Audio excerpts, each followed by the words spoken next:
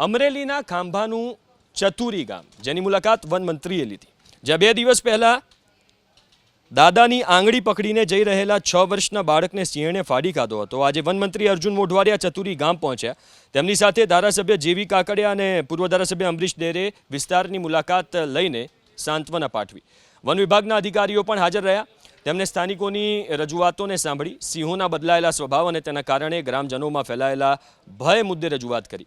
એક જ મહિનામાં જૂના સાવર, ઘંટિયાલ અને કોવાયા બાદ ચતુરી ગામે સિંહના હુમલાની કુલ ઘટનામાં 4 માનવ મૃત્યુ થયા છે. ત્યારે સમગ્ર પંથકના લોકોએ માંગ કરી કે જરૂરી પગલાં લેવામાં આવે, જેથી આવી ઘટનાઓ ફરી ન બને. વનમંત્રી અર્જુનભાઈ મોઢવાડિયાએ સ્થાનિકો, ખેડૂતો અને માલધારીઓની રજૂઆતો સાંભળીને સિંહોના બદલાયેલા વર્તન અને હિંસક બનવા અંગે ચિંતા વ્યક્ત કરી છે. તેમણે સ્થળ પર જ થોડા દિવસોમાં SOP બનાવીને યોગ્ય કાર્યવાહી કરવાની ખાતરી આપી છે. પીડિત પરિવાર છે એની મુલાકાત લીધી અને એને આશ્વાસન આપ્યું.